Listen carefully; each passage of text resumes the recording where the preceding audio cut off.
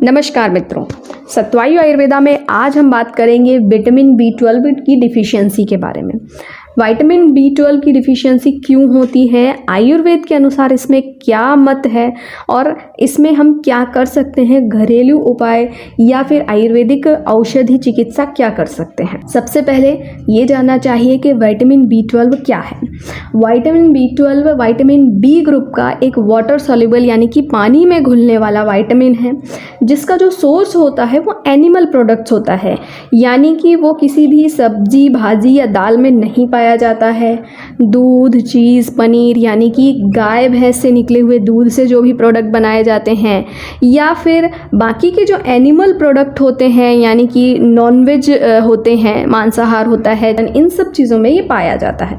Vitamin B12 की deficiency होने पर हमें क्या क्या लक्षण मिलते हैं ये जानना बहुत ज़रूरी होता है, क्योंकि विटामिन B12 की डिफिशियंसी बहुत कॉमन हो गई है, बहुत सारे लोगों में देखी जाती है और इसके कारण जो लक्षण होते हैं वो भी बहुत ज़्यादा वैरायटी के आते हैं। तो इसके विटामिन B12 डिफिशियंसी के क्या क्या लक्षण होते हैं ये भी जान लेते हैं। सबसे पहले तो क्लम यानी कि फटीग होना, बहुत जल्दी थकान होना,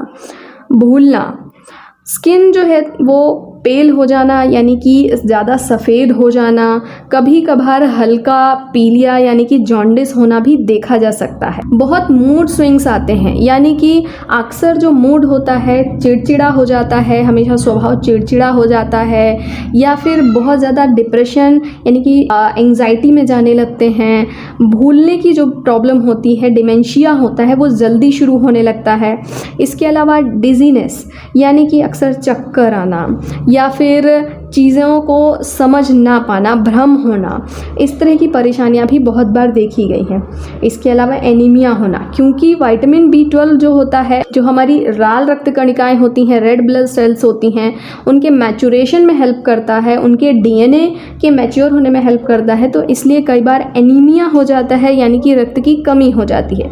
इसके अलावा ब्लड विजन यानी कि साफ दिखाई ना पड़ना, धुंधला दिखाई पड़ना। इसके अलावा हाथों और पैरों में झुनझुनी आना, टिंगलिंग सेंसेशन आना, कॉन्सेंट्रेट ना कर पाना, मोबिलिटी होती है बदल जाती है। इसके कारण जो हाथों, पैरों में, जोड़ों में अक्सर लोगों के शोल्डर में पेन बताया जाता है और बाद में पता चलता है कि विटामिन B12 की और विटामिन D की डिफिशियंसी है।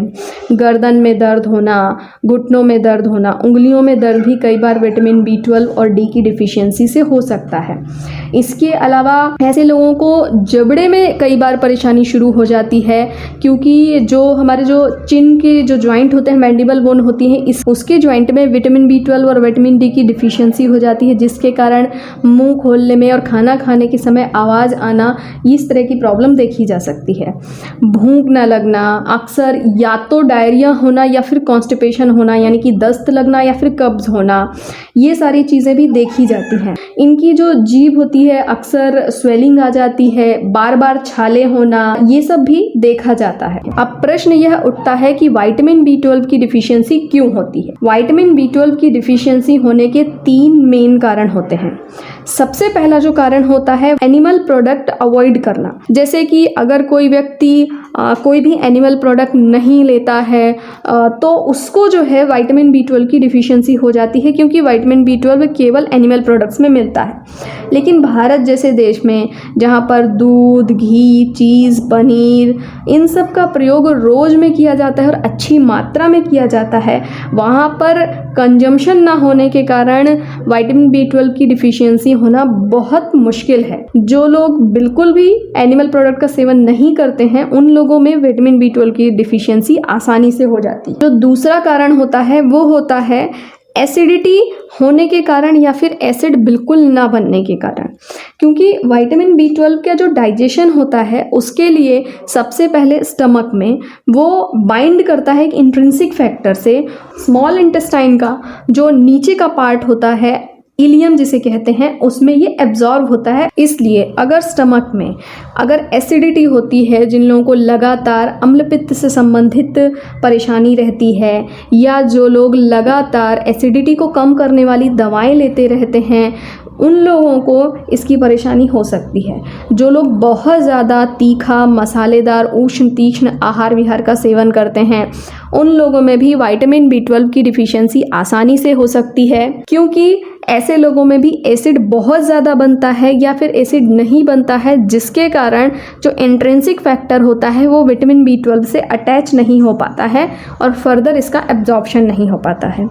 तीसरा कारण है माल एब्जॉर्प्शन होना, यानी कि मैंने जैसे कि बताया कि वहाँ पर वो स्टमक में अटैच होता है और जाके ग्रहणी में यानी कि इलियम में जाके एब्जॉर्ब होता है। तो अगर माल एब्जॉर्प्शन है, यानी कि आयुर्वेद के अनुसार अगर अपचन हो रहा है, वात से संबंधित रोग हैं, आपके जो माइक्रोन्यूट्रिएंट्स हैं उनका एब्जॉर्प्शन नहीं हो रहा है, मैदे की चीज़ों का या जो बहुत स्टिकी चीज़ें होती हैं, अभिसंधी पदार्थ होते हैं, उनका बहुत ज़्यादा सेवन करने के कारण जो स्मॉल इंटेस्टाइन का लोअर पार्ट है या फिर लार्ज इंटेस्टाइन है उसके पोर्स ब्लॉक हो गए हैं, तो ऐसी कंडीशन में भी आपका जो माइक्रोन्यूट्रिएंट्स का पार्ट है, जैसे कि विटामिन B12 है, जिंक है, विटामिन D है, कैल्शियम है, ये एब्जॉर्ब नहीं हो पाते हैं, ये शरीर में नहीं पहुंच पाते हैं और न्यूट्रिशन नहीं मिल पाता है और इनकी कमी हो जाती है। इसे हम आयुर्वेद के अनुसार ऐसे भी समझ सकते हैं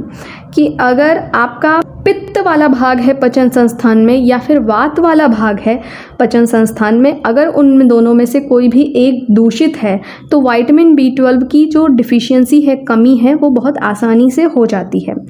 ऐसी कंडीशन में आपका लीवर या तो कमज़ोर है या फिर किसी वजह से आपको ग्रहणी रोग है या फिर किन्हीं कारणों से आपको एब्जॉर्प्शन से संबंधित यानी कि वात रोग है, जिसमें कि आपका पेट साफ नहीं होता है और वात से संबंधित अन्य रोग हैं, उन सभी लोगों को विटामिन B12 की डिफिशियंसी आसानी से हो जाती है। इसमें हमें ये बात समझनी चाहिए कि विटामिन B12 की मात्रा हमारे शरीर में जितनी मिलनी चाहिए उतनी हम खा रहे हैं, लेकिन एब्जॉर्प्शन ना होने के कारण, इंट्रिंसिक फैक्टर अटैच ना होने के कारण ये विटामिन B12 हमारे शरीर को नहीं मिल पा रहा है। यदि हमारे शरीर को 5 मॉलिक्यूल चाहिए विटामिन B12 के और हमारे जो शरीर की जो क्षमता है एब्जॉर्ब करने की वो केवल 1 मॉलिक्यूल की बची है, ग्रहणी रोग या फिर माल एब्जॉर्प्शन के कारण या फिर अपचन के कारण, अगर हम आहार के 5 मॉलिक्यूल लेते हैं, साथ में हमें ऊपर से 20 मॉलिक्यूल लेने पड़ेंगे, तब हमारे शरीर की जो आवश्यकता है 5 मॉलिक्यूल विटामिन B12 की वो पूरी हो पाती है। इसलिए ऐसी कंडीशन में जहां विटामिन B12 की डिफिशियंसी होती है वहां ज़्यादातर अगर आप बाहर से विटामिन B12 का सेवन करते हैं तो जब तक आप सेवन करते हैं तब तक फ़ायदा होता है, लेकिन जैसे ही आप विटामिन B12 ऊपर से लेना बंद कर देते हैं स्थिति फिर से वैसी हो जाती है, क्योंकि जो कारण है, जो निदान है विटामिन B12 की डिफिशियंसी का,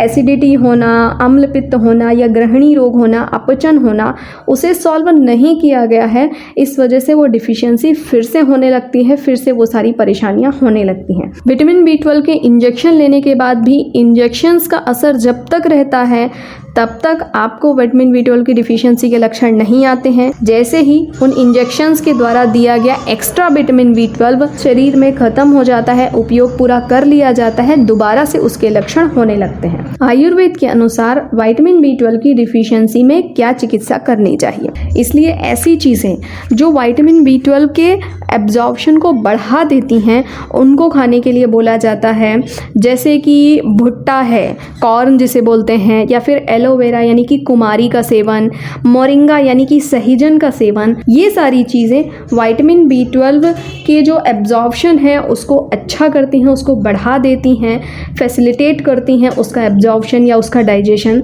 दैट्स वाई इनको साथ में लेने के लिए बताया जाता है। या फिर अपचन और ग्रहणी से संबंधित प्रॉब्लम होती हैं, उन्हें आयुर्वेदिक चिकित्सा के द्वारा पहले इन निदान का यानी कारणों का चिकित्सा है वो करनी चाहिए। इसके लिए वस्ति का प्रयोग करना बहुत अच्छा माना जाता है, क्योंकि जो वस्ति होता है वो शोधन करता है, शरीर में जिस भी तरीके के दोष होते हैं उनको बाहर निकाल देता है। अगर एसिडिटी की समस्या ज़्यादा होती है तो विरेचन करने के लिए बताया जाता है, क्योंकि जो एक्सेस पित्त होता है, जो पित्त बढ़ गया है, उसे ये बाहर निकाल देता है, जिसके कारण विटामिन B12 जो आप ले रहे हैं उसका एब्जॉर्प्शन आसानी से हो पाता है, वो आपके शरीर को आसानी से मिल पाता है। इसलिए उन लोगों को जिनको विटामिन B12 की डिफिशियंसी से संबंधित समस्याएं हैं उन्हें पंचकर्म में विरेचन और बस्ती करने की सलाह दी जाती है। इसके अलावा ज़्यादातर ऐसे लोगों के आहार या फिर विहार में ऐसी कोई कारण होते हैं जिनके कारण उन्हें ये सारे रोग बार बार होते हैं या बहुत दिनों तक बने रहते हैं, तो उसी के अनुसार उन्हें पथ्य और अपथ्य का पालन करना चाहिए। मतलब कि समशन, अध्यसन और विषमाशन नहीं करना चाहिए, जिनके बारे में मैंने अपने पिछले वीडियो में बताया था।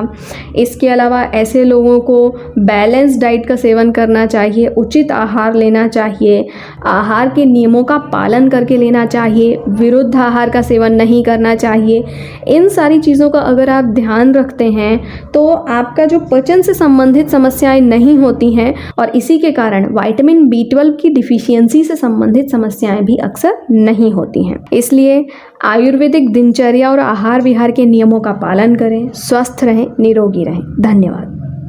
अपने प्रश्नों के लिए और आयुर्वेद के विषयों के बारे में और जानकारी प्राप्त करने के लिए हमें ज़रूर लिखें और हमसे जुड़े रहने के लिए हमारे चैनल को सब्सक्राइब करें। धन्यवाद।